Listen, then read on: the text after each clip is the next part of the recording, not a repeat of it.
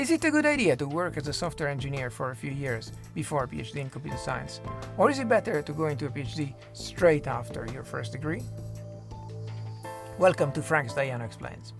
I'm a professor of security and privacy in the Department of Computer Technology and Computer Science of the University of Cambridge. And in this series of videos, I answer PhD-related questions from some of my own undergraduates.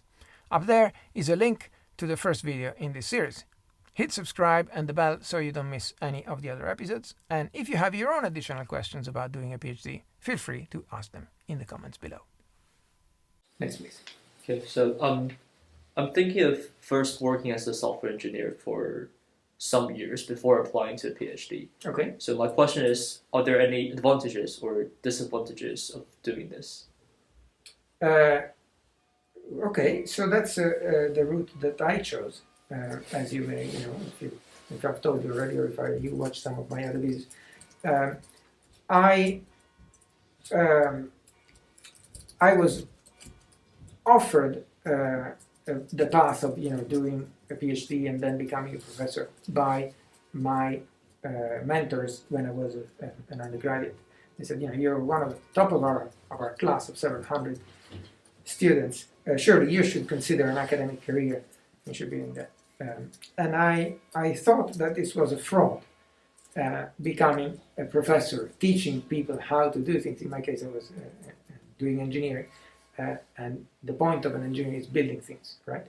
And I thought I would be a total fraud if I taught people how to build things if I hadn't built things myself. And I didn't want to be a fraud, obviously. I enjoyed the teaching. I had done some teaching in small scale even as an undergrad. But much as I liked doing that and explaining things, and I thought one day I'd write a book and so on and so on, I didn't want to become a professor of something that I had never done myself other than going to school for it. So, and I had very little respect for anybody who kept on just doing more school, and then going into academia without ever having done the thing that they would then teach. And so straight out of my master, I looked for a job. I found my first job was in Cambridge, in an industrial research lab, and I was doing software development, and I built things, and I enjoyed building things, and I was very, very happy in that job, and it was the best choice for me rather than continuing into a PhD, which seemed like something for people who didn't really know what they wanted to do with the skills that they had already acquired. So I enjoyed that, and I was all set for a career of practical, software development in a research context and so on. And then maybe after a number of years of that, considering whether I could go back and teach my experience to young people by returning to academia. And of course, at that point, I didn't really know how that would work. I was not planning for that stage. It was too far in the future. What changed my situation was that I realized that in the context, in the professional context where I was, there were some people who were basically starting new projects and inventing new things and gathering a team for doing something bigger than one person can do. And in my lab, about half the people had a PhD. I was one of the half that didn't have a PhD. And I realized a few years in that I would always remain the cog in the machine, and I would always remain the minion of someone who had a PhD and would lead the team for a new thing. And I could never be trusted with starting my own project if I didn't have a PhD. And also, in that context, I finally realized that the people with a PhD were not the fluffy, theoretical, whiteboard time wasters that I thought they would be. So I had living proof that it was possible to have a PhD and be a practical person who built things and did intelligent stuff. And basically, I said, well, if that's the reality that I was too stupid to understand when I was an undergraduate, then what's the problem? I just go back and get myself a PhD. So I did a PhD as a mature student with the purpose of then going back and becoming a team leader in that context where I felt I couldn't be without having the PhD. Now, life has a way of doing things its own way and throwing your plans down the toilet. And so by the time I got to the end of my PhD, I was offered a lectureship here.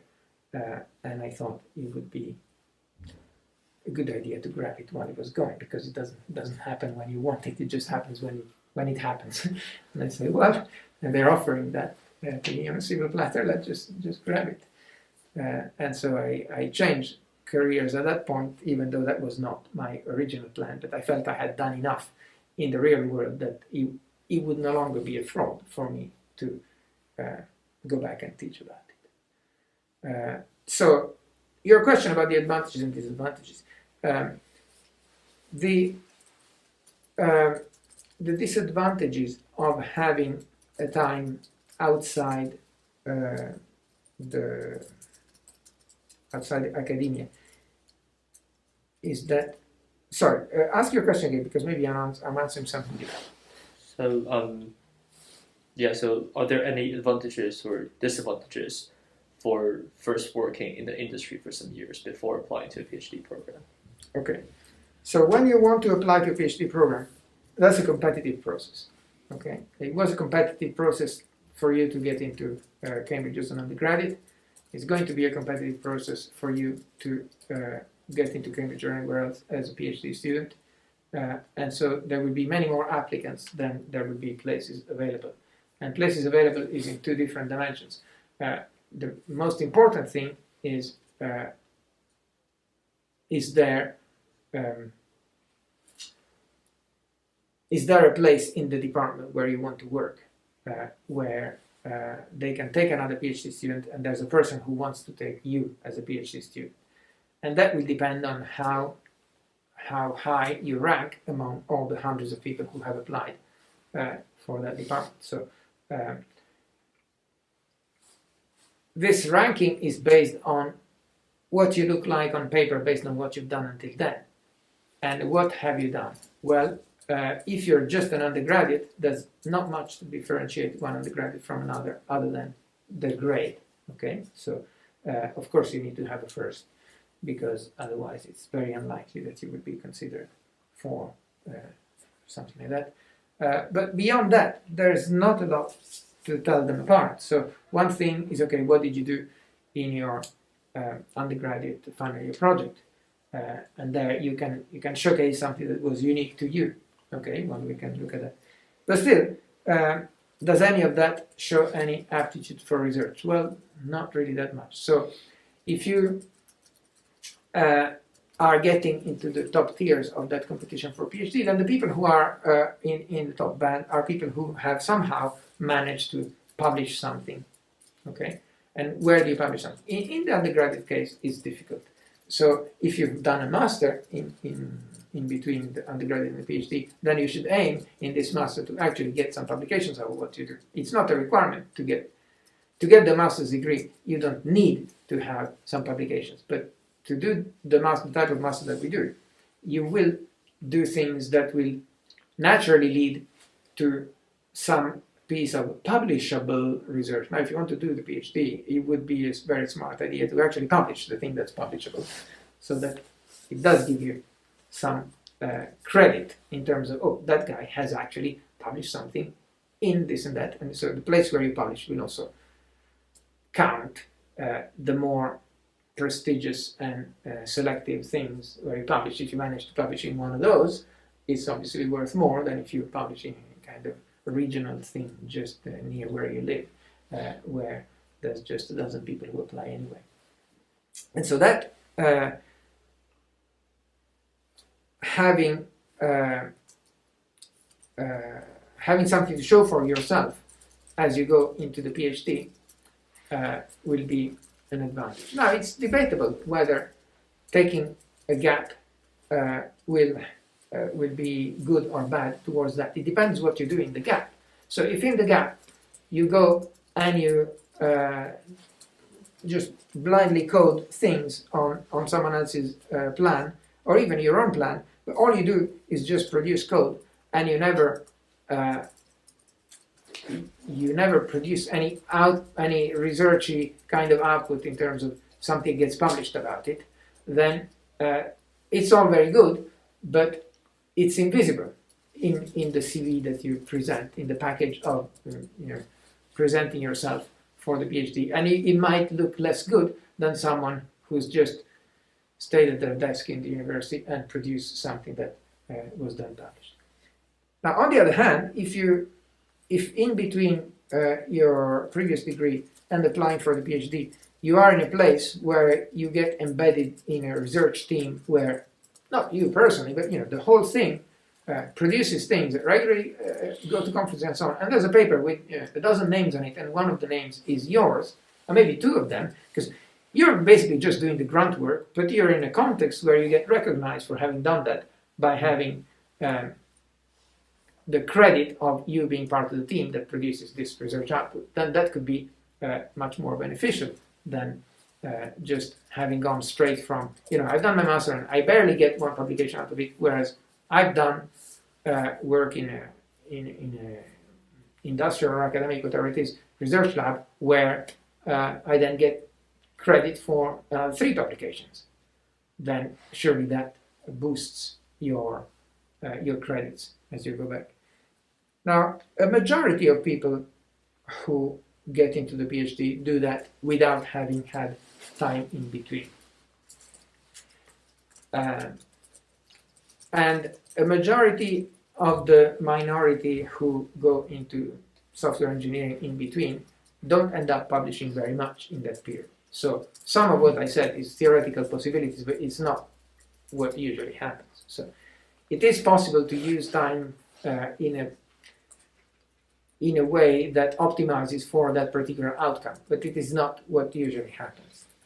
So realistically, if you spend time in a software engineering job in between your undergraduate or master and then your PhD, you are becoming a more serious computer scientist, and that's great, and that will serve you well whatever you do next. And I personally think, and I'm obviously biased by my own experience, I think my PhD was a lot more productive for having been in industry for several years before going back to university, because I had skills that I had honed on real problems instead of just the stuff at the end of textbooks. I had a vision of where I wanted to go next, which was much clearer than I would have had just coming out of university. And I also had a purpose. I had a reason for why I wanted to do the PhD. And I had a very strong incentive to finish it in a timely way, because I had other things lined up for myself. And I think I wouldn't have had any of these things if I had just gone from my top class master's degree straight into a PhD. I would have been a lot fluffier about why I was doing it. I would not have had a drive to finish it by a certain date. I would not have known what to do next, and so on and so on. And sometimes, if you've been very good throughout, I mean, all of you, just to be admitted into Cambridge, you've basically been the best of your school before coming here.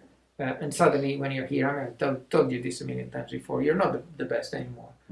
You're still good on an absolute basis, but on a relative basis, there's always someone who's smarter than you here. Once you're here, oh shit. I used to always be the best. Now, it's not like that anymore. Well, if I had just gone into the PhD from my undergraduate and master's straight away without doing anything in between, then there's a bit of a sense of, I'm good at this stuff that you do in school, in university. I've always won that thing, got the top mark, always been consistently at the top. I can keep doing that. But beyond that, it's like an unknown ocean that I feel slightly scary of sailing into. So let me just stay where I'm good. And even so, I'm surrounded by good people, but I can still be, I may not be the top, one out of 200 people, but I'm still in the band of the best 10%. And if I keep doing that, I know how to stay in the band of the best 10% or the best 5% or the best 1%. I know how to do that. I've done this throughout, right? But if I get out of this and I get into the real world, what's it going to be? And that is the recipe that I've seen many people in your position then have a problem with towards the end of their PhD. So that it was, I'm enjoying it here and I don't really want it to finish, right? So, and that's how it drags on for no other reason that, deep inside, you're scared to get out of the system. Because by then you're around 25 and you've spent all your life from before being an adult just doing stuff at university, and how's it going to be after that? So if you have some period of real life in between, then you've dealt with real life already, and it's not that scary, and actually you get paid a lot more when you're in real life and you have a reason to want to go back to real life. So that can be a help for being motivated to finish in a sensible time. What are the advantages of doing it straight away? I guess it's somewhat easier to get the funding, I would imagine. If you are still in the system, like you're a student here, you know about all this business, you have to look for financial support for doing a PhD and so on and so on. In a way, it's seen as the straightforward path, and you have to get back into that kind of competition from outside if you take several years out. I don't know if it's harder for someone from outside to get visibility of all these other scholarships.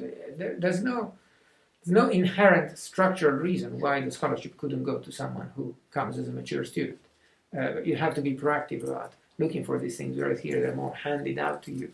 You're doing this, and then if you finish this with the first, then there's all these things open to you, and so on and so on. Whereas if you finish this with the first, and then you work at some high-tech company for a few years, and then you come back, then you have to kind of make your case. But I finished with the first look, and I've also got this other experience and so on. So what are the things available to me?